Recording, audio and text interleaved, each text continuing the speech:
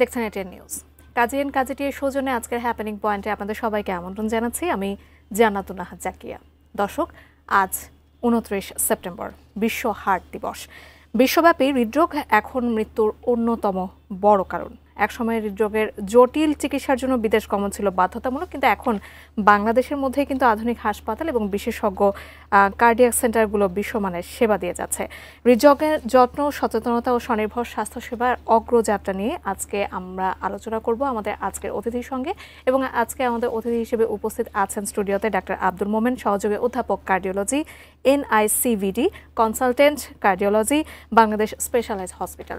Sir, আপনাকে স্বাগত জানাচ্ছি আমাদের আজকে আয়োজনে। ধন্যবাদ আপনাকে।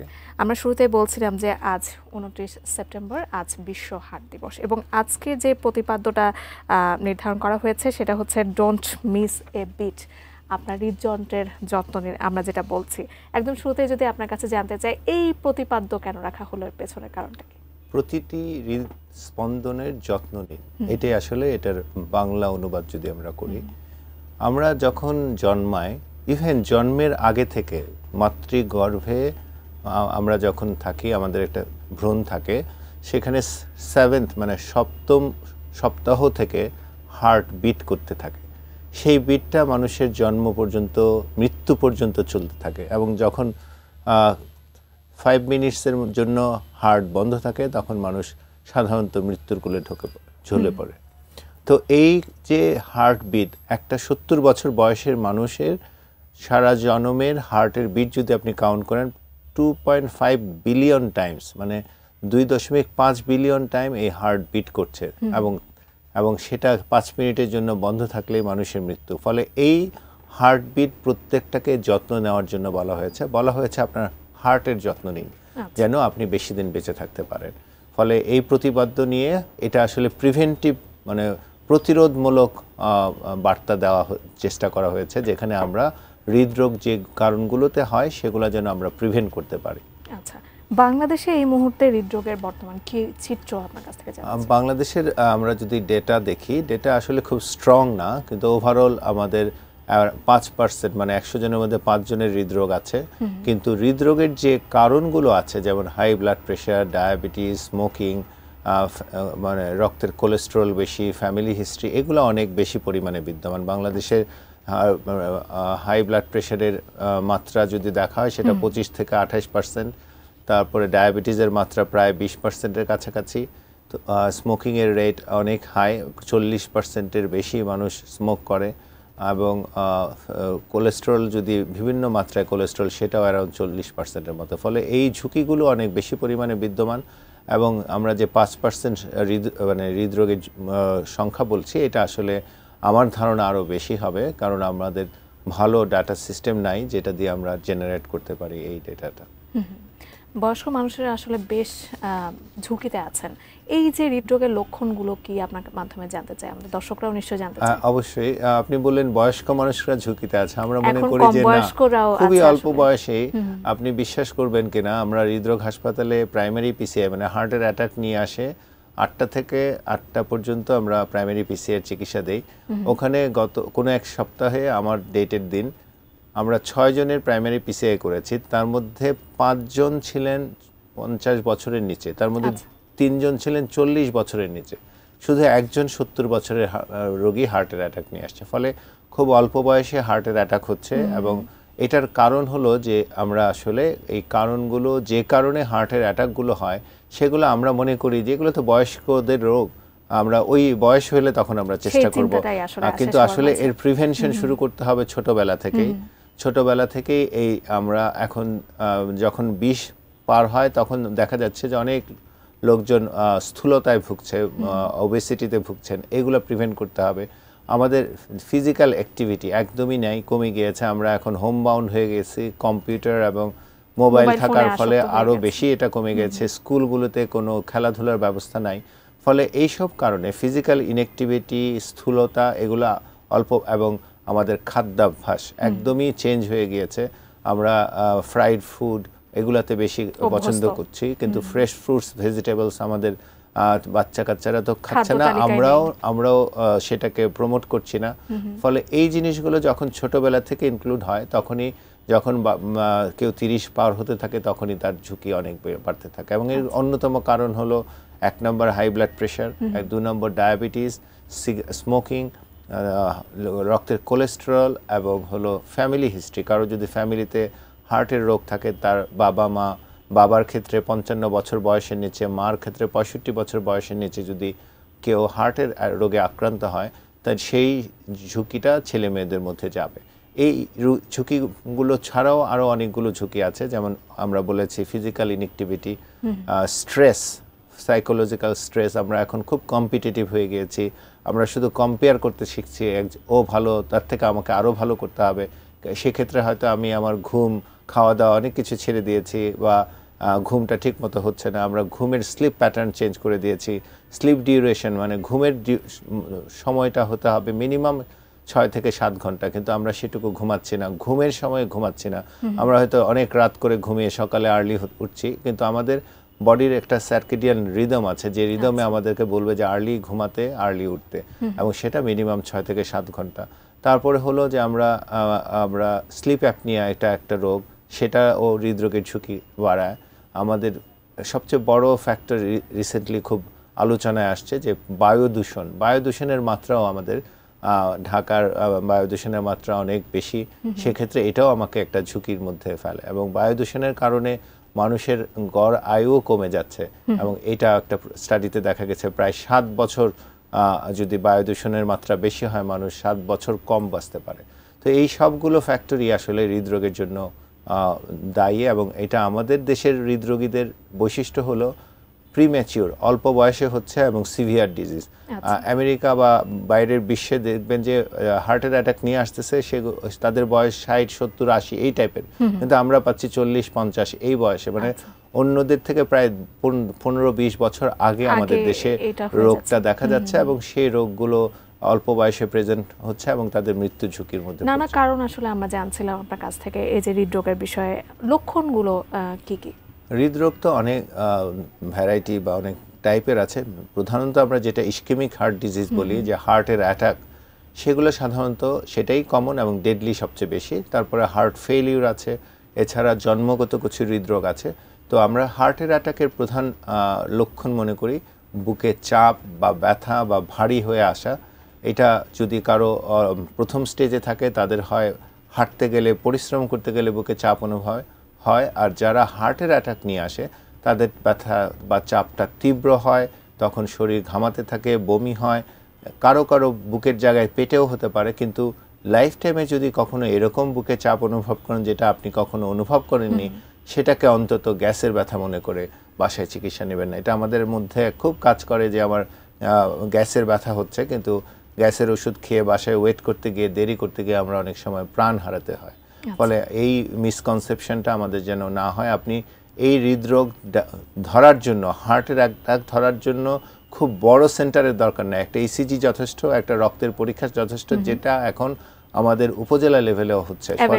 ফলে আপনি একটা ইসিজি এবং একটা রক্তের পরীক্ষার জন্য অনেক ভালো সেন্টারে যেতে হবে না। কিন্তু আপনি যদি বাসায় ঘরে বসে শুধু গ্যাসের ওষুধ খেতে থাকেন, আপনি হার্টের অ্যাটাকের রোগী, তাহলে আপনি মৃত্যু ঝুঁকিতে পড়তে পারেন। আচ্ছা, আমরা এই বিষয়ে আরো কথা বলবো আপনার সাথে, তবে তার আগে দর্শক, আমাদের আয়োজনে এই পর্যায়ে একটা বিরতি নেবার সময় হয়ে গেছে। একটা বিরতির পর ফিরছি, আমাদের সাথেই থাকুন।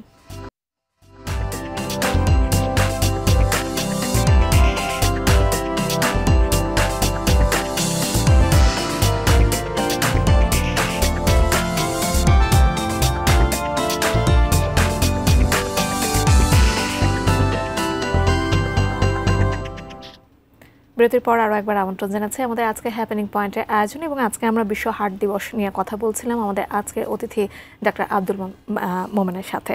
স্যার, আমরা বিরতিতে যাবার এক মুহূর্তে হৃদরোগের নানা বিষয় নিয়ে কথা বলছিলাম, লক্ষণ নিয়ে কথা বলছিলাম, কারণ নিয়ে কথা বলছিলাম। আপনার কাছে এই মুহূর্তে জানতে চাই যে সাধারণ মানুষ কিভাবে দৈনন্দিন জীবনধারার মাধ্যমে এই যে হৃদরোগ নিয়ে সচেতনতা তৈরি করতে পারবেন, কিভাবে প্রতিরোধ করতে পারবেন? প্রতিরোধ আসলে খুবই গুরুত্বপূর্ণ, কারণ হৃদরোগ এবং এর চিকিৎসা খরচ সাপেক্ষ, এবং সারা জনম তাকে চিকিৎসা নিয়ে যেতে হয়। এটা এমন না যে জ্বরের চিকিৎসা আপনি কিছুদিন খেয়ে বন্ধ করতে পারবেন। ফলে রোগ হওয়ার আগে এটা যদি প্রতিরোধ করা যায়, সেটা সবচেয়ে ভালো। তার মধ্যে সবচেয়ে ইম্পর্টেন্ট কতগুলো ফ্যাক্টর আছে। সেক্ষেত্রে আমরা যদি বলি যে আমরা যদি অ্যাক্টিভ হই, ফিজিক্যালি অ্যাক্টিভ, আমরা যদি প্রতিদিন 30 মিনিট হাঁটি, এই একটা ডাটাতে দেখা গেছে যে রেগুলার যদি 30 মিনিট কেউ জোরের উপরে হাঁটে তাহলে 80% প্রিম্যাচিওর হৃদরোগ প্রতিরোধ করা সম্ভব। খুব অল্প একটা বিষয়, কিন্তু কত বড় এর ইফেক্ট চিন্তা করেন। তারপরে যার খাদ্যাভ্যাসে চেঞ্জ আসতে হবে। আমরা ফ্রেশ ফ্রুটস ভেজিটেবলস দিনে অন্তত 5 ভাগ পরিমাণ, 5 সার্ভিংস আমরা বলি, সেরকম যেন আমাদের থাকে। আমরা যেন ট্রান্স ফ্যাট, অনেক ভাজা পোড়া যেগুলো অনেক আর একই তেল বারবার ব্যবহার করা, সেগুলোর থেকে পরিহার করি। নাম্বার 2 হলো যে পাতে লবণ, এক্সট্রা সল্ট, টেবিল সল্ট খাওয়া প্রতিরোধ করা, এবং আপনার প্রতিদিন হাঁটা। এটা হলো আপনার প্রাইমারি। আপনার অভ্যাস চেঞ্জ করতে হবে, হাঁটতে হবে। নেক্সট হলো যার হাই প্রেশার আছে, ডায়াবেটিস আছে, সিগারেট খাওয়ার অভ্যাস আছে, কোলেস্টেরল আছে, এই রিস্ক ফ্যাক্টরগুলো যার আছে সেটাকে মানে কন্ট্রোল করতে হবে। এগুলো থেকে তো মুক্তি পাবেন না। আপনি প্রেশার হয়ে গেছে, হাই ব্লাড প্রেশার, সেটা থেকে আপনি পরিত্রাণ পাবেন না, এটাকে কন্ট্রোল করতে হবে। কারণ আমাদের দেখা গেছে যাদের হাই ব্লাড প্রেশার আছে অনলি 30% থেকে 35% ভালো কন্ট্রোল হয়। তার সে জানে, ওষুধ খাচ্ছে, তারপরেও বাকি 70%-এর কিন্তু কন্ট্রোল হচ্ছে না।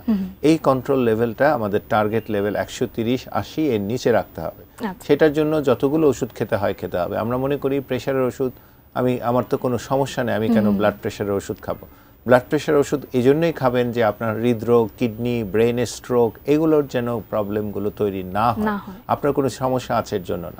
ঠিক একইভাবে গুরুত্বপূর্ণ ডায়াবেটিস কন্ট্রোল করা খুবই গুরুত্বপূর্ণ, এবং ডায়াবেটিস কন্ট্রোল রেটও খুবই আশঙ্কাজনক, বেশি কম কন্ট্রোল হচ্ছে না মানুষের ডায়াবেটিস। তো এই যেগুলোর জন্য যত্নবান হলে হৃদরোগ প্রতিরোধ করা যাবে। সিগারেট খাওয়া ব্যাপারে অবশ্যই এটা কুইট করতে পারবেন। আমি রোগীদেরকে বলি যে হাই ব্লাড প্রেশার, ডায়াবেটিস তো আপনি বাঁচতে পারবেন না, কিন্তু আপনি সিগারেট কুইট করলে এটার ঝুঁকি আস্তে আস্তে কমে গিয়ে জিরো হয়ে যাবে, অনেকটাই কমে যাবে।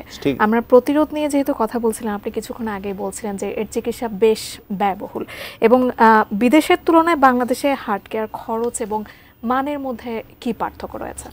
আমরা মনে করি যে বাংলাদেশ হৃদরোগ চিকিৎসা অনেক দূর এগিয়েছে। আমরা মনে করি যে বিশ্বমানের অনেক প্রসিডিওর আমাদের দেশে হচ্ছে, এবং অলমোস্ট আমরা যখন বিভিন্ন বৈজ্ঞানিক সেমিনারে আমাদের পেপার প্রেজেন্ট করি, আমাদের কেস নিয়ে আলাপ করি, সবখানে এটা প্রশংসিত হয়। ফলে আমরা মনে করি, এবং আমরা ওখানে কম্পেয়ার করতে পারি যে আমরা কোথায় আছি, ওরা কোথায় আছে।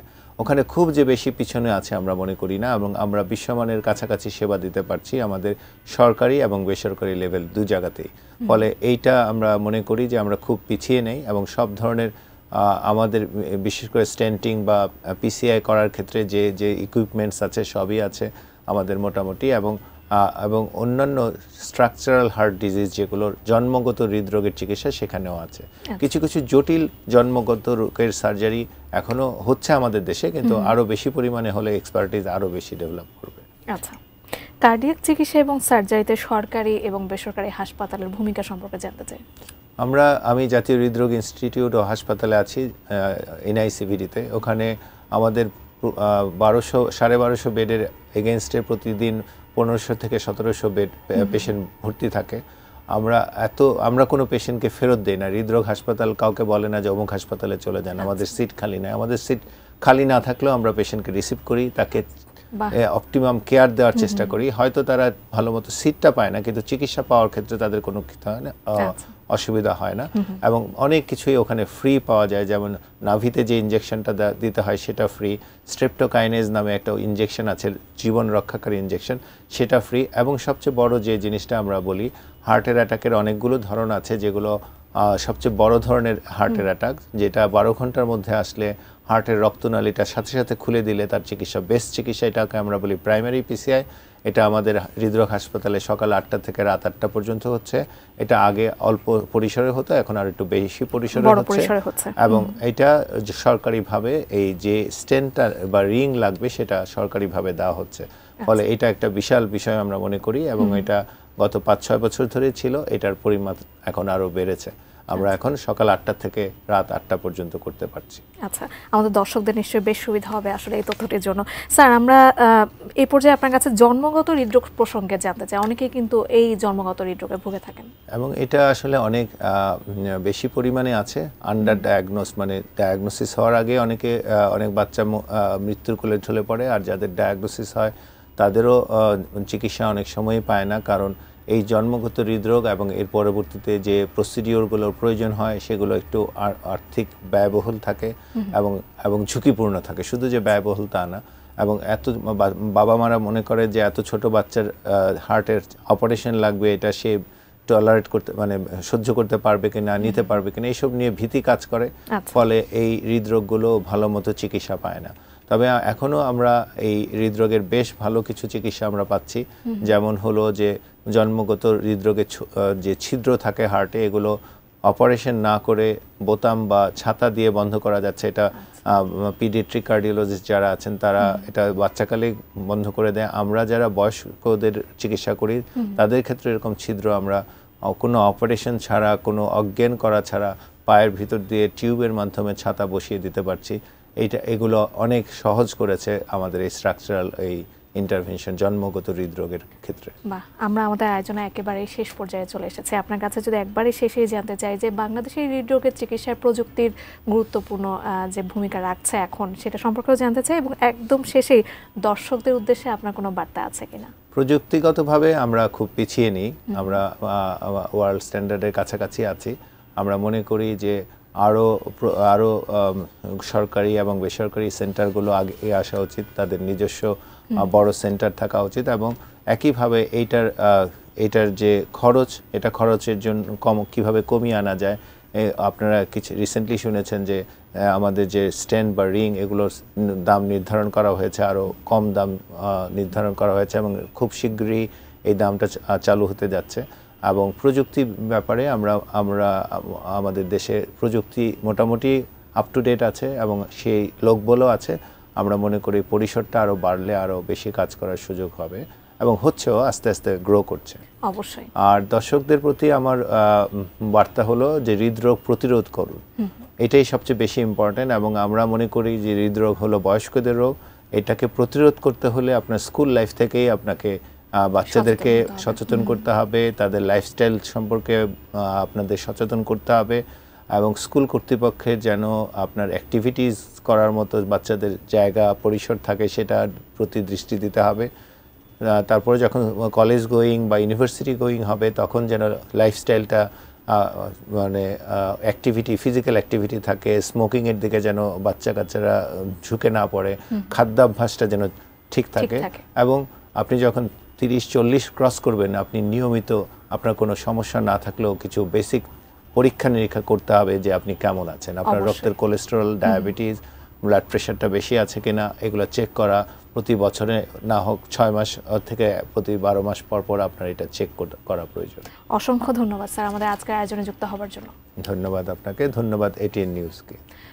দর্শক, আজকে ডাক্তার আব্দুল মোমেন আমাদের সঙ্গে উপস্থিত ছিলেন, এবং হৃদরোগের নানা বিষয় নিয়ে তিনি আমাদের সঙ্গে বলছিলেন, এবং তার পরামর্শগুলো নিশ্চয়ই আপনাদের কাজে আসবে। এবং আজকে বিশ্ব হার্ট দিবসের প্রতিপাদ্য নিয়ে আপনাদের কাছ থেকে বিদায় নিতে চাই। ডোন্ট মিস এ বিট, প্রতিটি হৃদস্পন্দনের যত্ন নিন। দর্শক, দেখা হবে আগামী পর্বে। সেই পর্যন্ত এটিএন নিউজের সঙ্গে থাকবেন, ভালো থাকবেন। ধন্যবাদ।